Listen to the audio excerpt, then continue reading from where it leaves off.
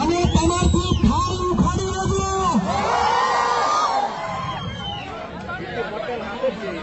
જ્યાં સુધી ખજૂરભાઈ આપણે સત્ય અને જાણવા જેવી વાત ક્યારેય કોઈ વસ્તુ છુપાઈ નથી.